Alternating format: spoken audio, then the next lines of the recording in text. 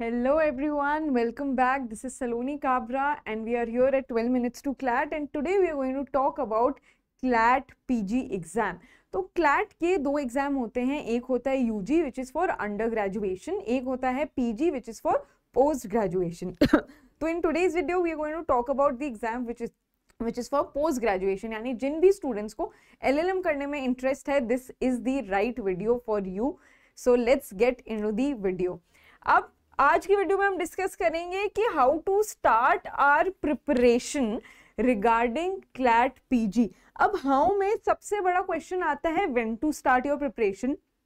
So I would just want to say कि actually हमारी preparation तब शुरू होती है जब हम अपने लॉ की पढ़ाई शुरू कर देते हैं. हम अपने फर्स्ट ईयर में, या तो आप 3 ईयर का लॉ कोर्स कर रहे हो या 5 ईयर का कर रहे हो, from your first day, and जब से आप पहला लॉ पढ़ना शुरू करते हो ना, जब से आपकी एक्चुअल प्रिपरेशन शुरू हो जाती है. But we know quite honestly कि हमेशा हम 3 साल या 5 साल पूरे अच्छे से नहीं पढ़ते हैं, या पूरे अच्छे से सारे लॉस तो नहीं पढ़ते हैं. So this is our actual test. हम लोग ने वहाँ के टेस्ट तो कैसे जैसे निकाल लिए, बट क्लैट पीजी के एग्जाम में आपको वो सारे लॉस पढ़ने होते हैं जो आपने 3 या 5 ईयर लॉ कोर्स में पढ़े थे, कभी कभी थोड़े ज़्यादा भी. तो हम क्विकली शुरू करते हैं एग्जाम पैटर्न देखने से. मैं फटाफट आपको एग्जाम पैटर्न बताती हूँ, फिर सिलेबस के लिए we have a detailed specific video. यहाँ मैं आपको बताऊंगी कि कैसे हम एक्चुअली उसको एक्शन में ला सकते हैं, एक प्लान को हम एक्चुअल एक्शन में लाके कैसे अपने ड्रीम को अकम्प्लिश कर सकते हैं.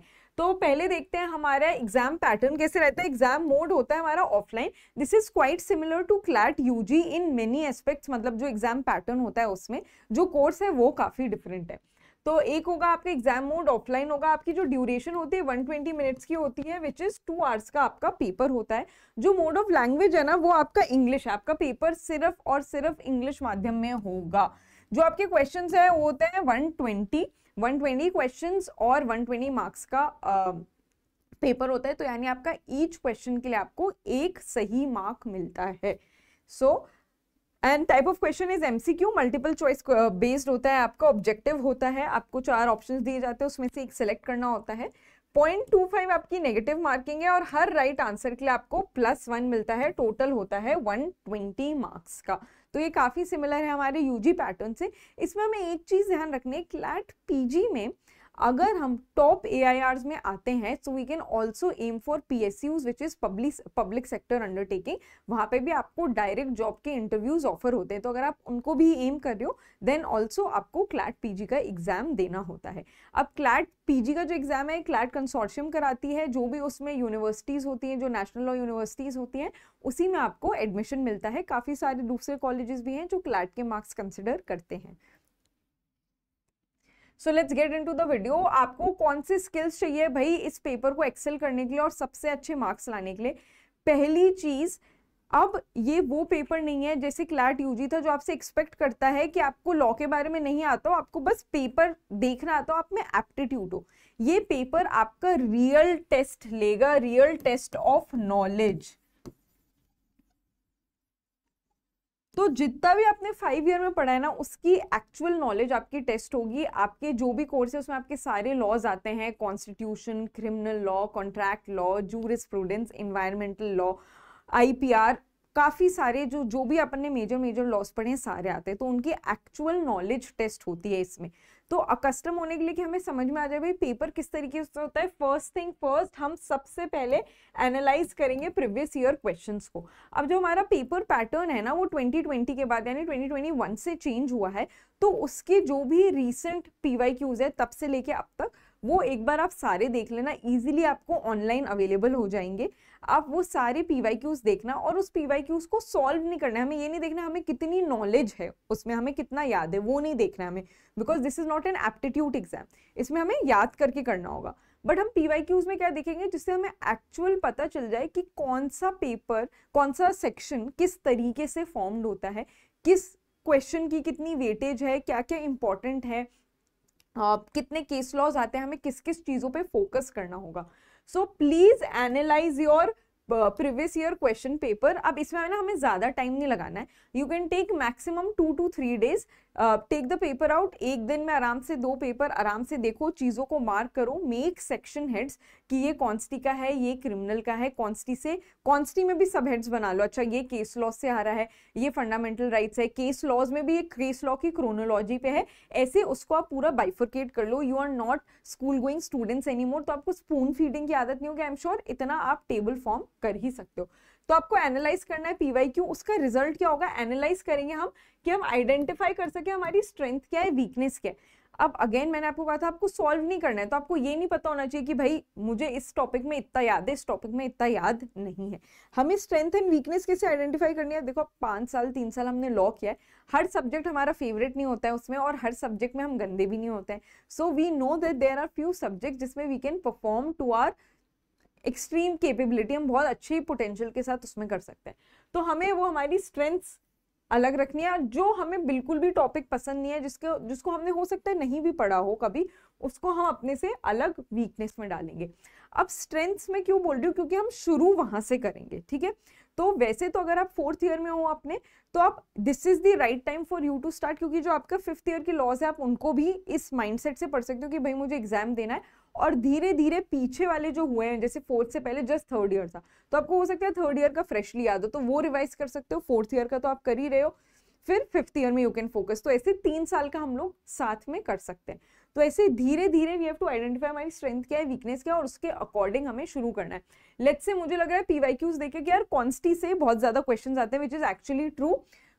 कॉन्स्टी से अप्रोक्सीमेटली 10 क्वेश्चंस आते हैं आपको, और आपको लग रहा है यार वो मेरी स्ट्रेंथ भी है, so I am initially going to start with constitution. Then आते हैं हम रीडिंग एबिलिटी एंड स्पीड। वैसे तो आपका पूरा लॉ स्कूल ही इसी स्ट्रेंथ के अराउंड रिवॉल्व करता है कि आपकी रीडिंग एबिलिटी कैसी है, आपकी स्पीड कैसी है। आपको एट लेंथ जजमेंट्स पढ़ने होते हैं, आपने रिसर्च पेपर लिखे होंगे, तो आई एम श्योर अब सबकी रीडिंग स्पीड एवरेज या थोड़ी अबव एवरेज होगी ही as a law student. But considering कि आपने यार लॉ स्कूल में कुछ भी इतनी रीडिंग पे ध्यान नहीं दिया है, but now you want to do your LLM, so this is the right time to develop that skill. हम थोड़ा सा लेट हो गए हैं, बट अब और नहीं हो सकती, क्योंकि हमें पता है कि यार हमारा एग्जाम क्या है, एग्जाम है हमारा पैसेज बेस्ड, और पैसेज बेस्ड के लिए हमें बहुत सारी रीडिंग करनी होती है, ठीक है। तो अभी से हमको अपनी रीडिंग हैबिट वापस शुरू करनी है, और वापस उसको एकदम सही से करना है। रीडिंग हैबिट के साथ हमारी स्पीड भी फास्ट होनी चाहिए, क्योंकि पहले इनिशियली क्या होता था, हमको 12 पैसेजेस अराउंड मिलते थे, जिसमें अप्रोक्सीमेटली 10 क्वेश्चंस या 8, 9, 10 ऐसे क्वेश्चंस होते थे। अब हमारे पैसेजेस बढ़ा दिए गए हैं, हमें समवेयर अराउंड 20 पैसेजेस आते हैं, किसी में 4, 5 ऐसे ऊपर नीचे क्वेश्चंस होते रहते हैं। So now you will have to do more reading, so that means you need reading, you have to make reading your best friend. मतलब रीडिंग हैबिट इंक्रीज करना हमारा एकदम परफेक्ट हो जाना चाहिए, चाहे उसके लिए तुम्हें न्यूज़पेपर पढ़ना पड़े, जजमेंट रीडिंग करनी पड़े, जर्नल्स पढ़नी पड़े, न्यूज़पेपर पढ़ना शुरू कर दो, वो तो करना ही चाहिए, क्योंकि हमको सारी लीगल की current affairs everything we have to be update with all the legal knowledge. So start reading newspaper. हमें रीडिंग की एबिलिटी, स्पीड तो हम इवेंचुअली आगे बढ़ाएंगे, we still have time, but अभी हमें रीडिंग एबिलिटी, कॉम्प्रिहेंशन समझना, इस पे फोकस करना है।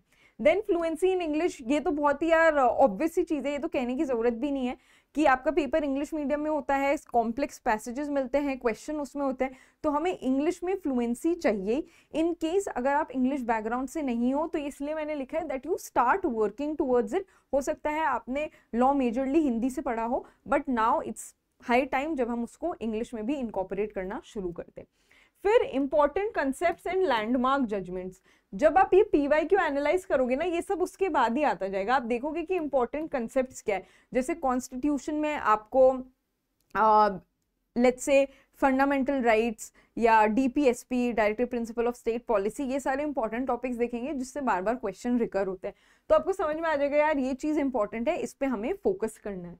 फिर लैंडमार्क जजमेंट्स, अगर आप पीवाईक्यूज देखोगे ना, आपको पता चलेगा कि आपका पेपर बेसिकली पूरा केसेस पे डिपेंडेंट होता है। जो हमारे पैसेजेस होते हैं वो एक्सट्रैक्ट होते हैं इन केसेस के, तो हमें केस की रीडिंग और समझना कि एक्चुअल किस जज ने लिखा है, कौन से लैंडमार्क जजमेंट का ये एक्सट्रैक्शन हो सकता है, या एक्चुअली कहना क्या चाह रहे हैं उस केस के किसी पैसेज या जजमेंट में, वो समझना हमारे लिए एक्सट्रीमली इंपॉर्टेंट हो सकता है। और इसमें आपको पता है कि इतने सारे सब्जेक्ट्स हैं, ट्रांसफर ऑफ प्रॉपर्टी एक्ट है, फैमिली लॉ है, कॉन्स्टी है, आईपीआर है, तो उनके केसेस भी बहुत ज्यादा होते हैं।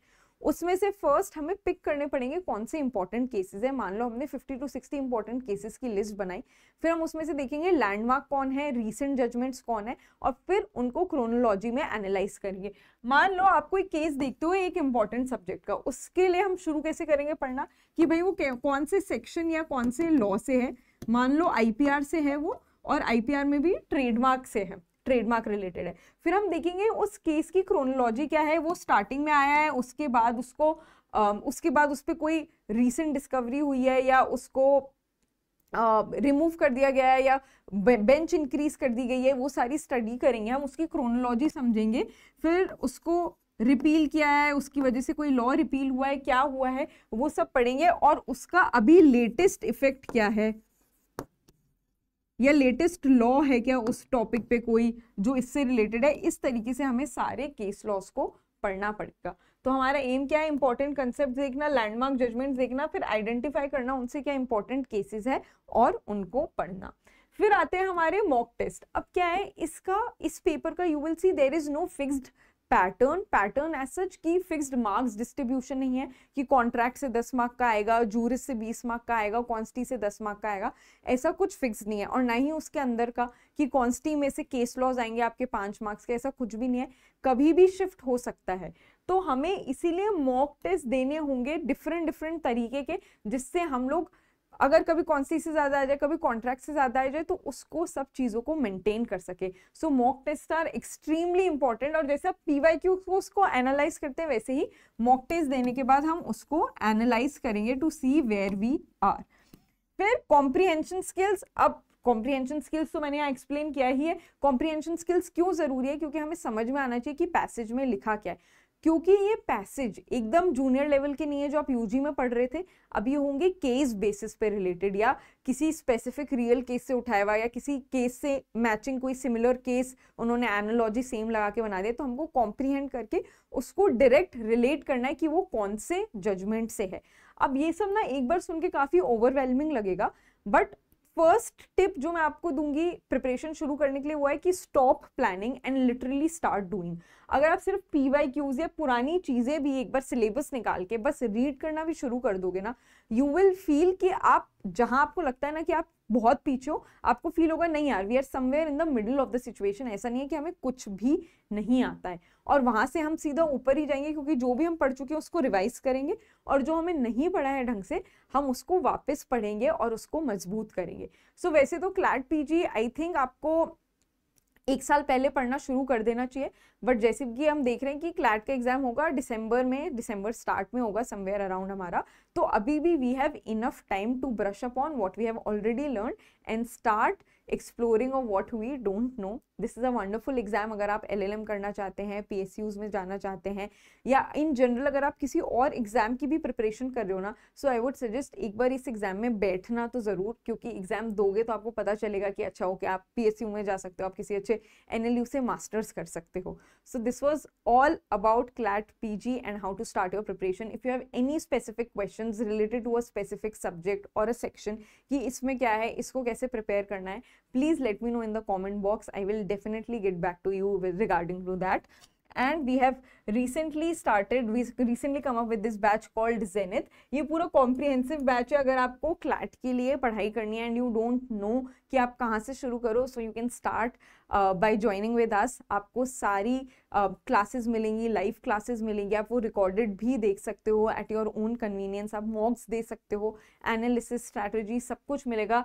You can use my code Saloni for further discounts. अगर आपको पूछना है कि ये कोर्स कैसे होंगे या आपको डेमो क्लासेस देखनी है, तो आप इन नंबर्स पे कॉल कर सकते हैं to know more about the courses.